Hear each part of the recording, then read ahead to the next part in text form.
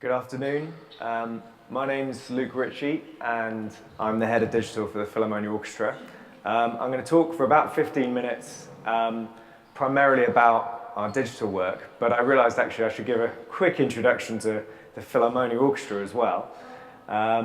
We are based in London.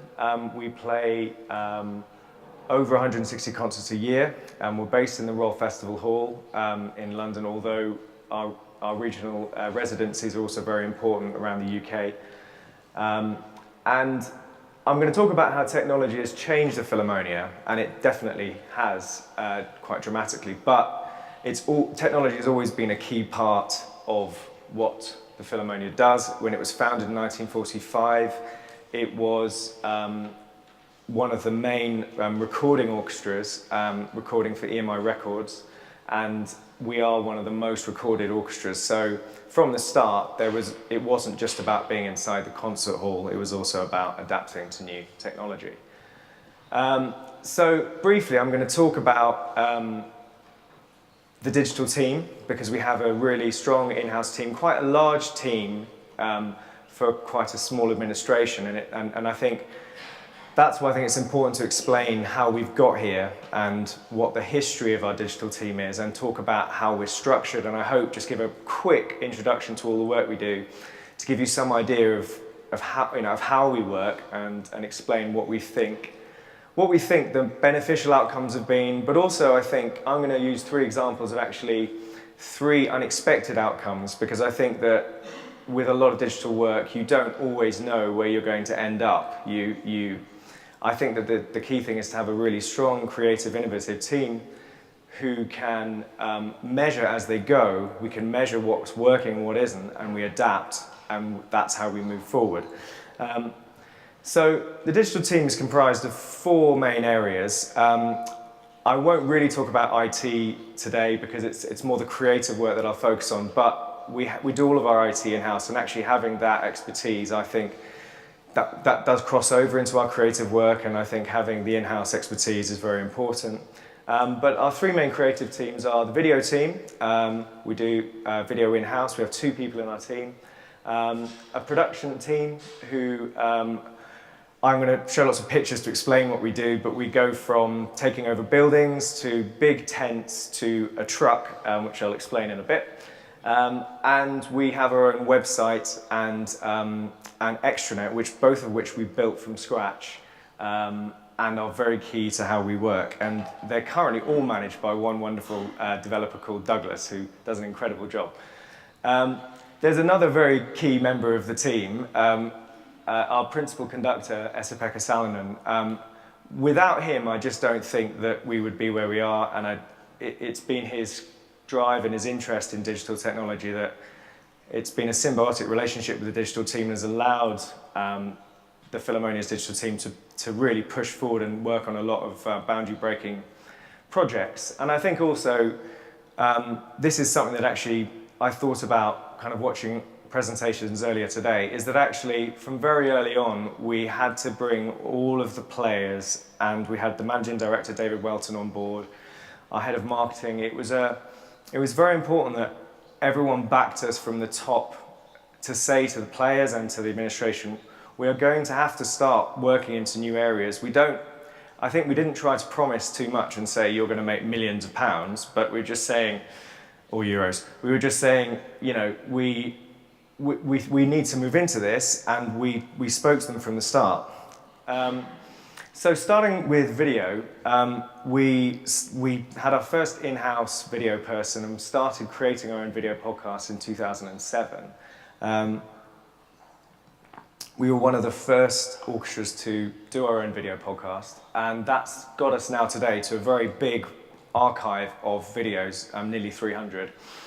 And that is something that really does drive our online presence. We really have a focus on sustainability in the videos that we make. We try to make things that are going to be relevant for years, that we can come back to. So we have listening guides, or we'll work with composers or players that we think will come back, that will have a long relationship with the Philharmonia.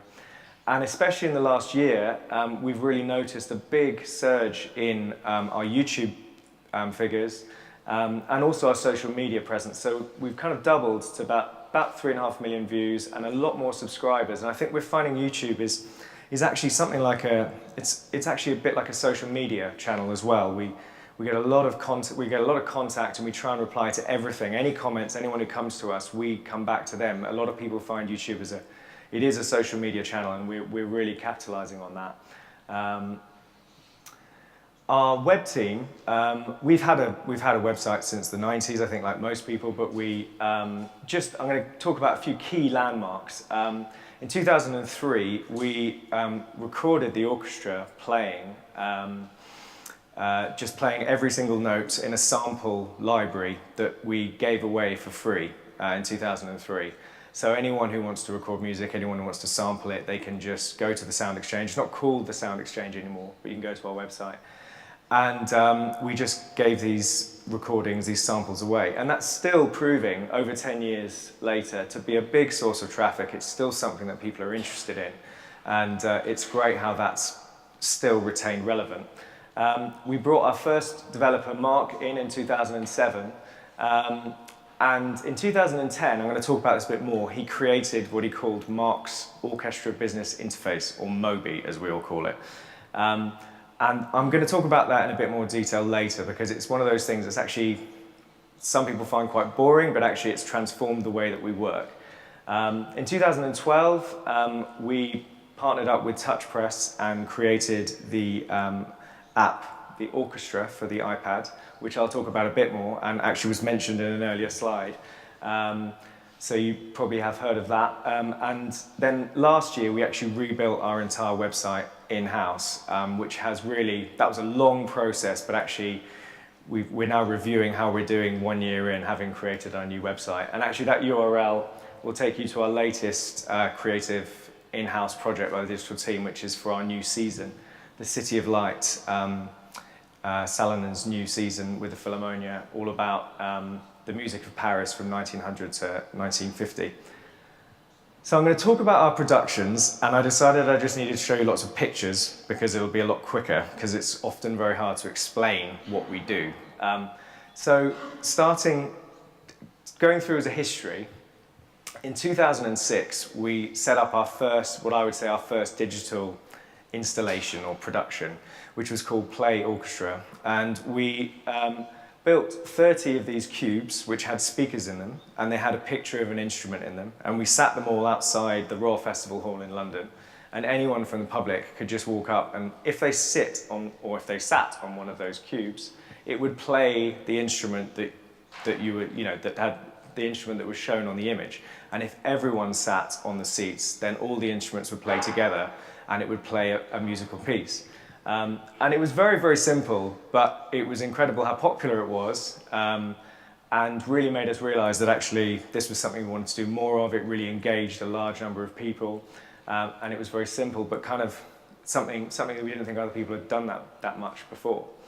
So in 2010 we did a much larger project called Rewrite, where again with Salonen very actively involved, we filmed the orchestra performing the Rite of Spring with several cameras. Then we took over a large building with 10 rooms in it, a disused warehouse, and each of those rooms we projected an image of a different section of the orchestra. So you would walk through the violins room, or here, you'd walk through here and you'd hear and see what they would hear and see. And it was basically about allowing people to be inside the orchestra. And it proved to be extremely popular. We won the Royal Philharmonic Society Award for it. And we found that we'd got a new way of connecting with audiences, a new way of getting people to see an orchestra play in a completely different way, perhaps people who hadn't been to a concert hall before. So in 2012, we did an even bigger project with even more cameras with Salonen, and we filmed a performance of The Planets. And we filmed it with even more cameras in an even bigger room. And then we had our first opening of the exhibition in the Science Museum, and about 67,000 people saw it. And since then, we've toured this production and Rewrite as well, and it generates income from the orchestra, but also it's part of a wider package that we offer. So we have an in-house production team of 2 who, amongst other things, tour these productions. So I'm going to talk about, with those three teams, video, web and production, I'm going to just talk about some unexpected outcomes about having an in-house team that are creating content, digital work. We found some really interesting results that we didn't necessarily expect. So, as I mentioned, we created the app with TouchPress and with Salonen being very actively involved, called the Orchestra. And essentially, you can scroll through a musical piece, and you have multi-camera views of the orchestra playing. You have the players commentating over it, talking about their playing. Salonen as well, the conductor, talking about the process, how different it is to conduct different pieces. And if you select one of the instruments, you will get a video of one of our players talking about their instruments, talking about the history of the instrument, how they play it. And we filmed all of those, and we filmed a concert with our own in-house video team. Again, that was the good thing, that we had the expertise. We'd done this before. We could do that without bringing someone else in. So after the app had been released, we thought, well, we should probably put those instrument videos up on YouTube, because we've got them and they might be interesting. And they've proved to be hugely popular. We've had a huge amount of views for them. And I think it brought home just a really simple message that, people just want to hear from the players. They want to, the orchestra is the focus, and this technology can actually help bring out the players. Instead of just seeing a sea of people in suits, they actually bring out the individuals. So we're actually going back to more simple technology. We're doing an audio podcast at the moment called Backstage Pass, which we just started a few weeks ago. And that is an audio-only podcast, a traditional podcast, but it's about the process of what happens when you lead up to a concert. It takes the listener backstage, it talks to Salonen about the process, it talks to the players, it talks to the administration, it talks to the people in our office and about how much work it is to organise these things, and you hear the sounds of backstage in the Royal Festival Hall, and you hear the sounds of the orchestra rehearsing. And I think that that's an example of something that, we're always into new technologies, but if an older technology conveys something in a powerful, evocative way, we'll also work with that. And briefly, with the productions, what I think we've started to build is it was the original idea.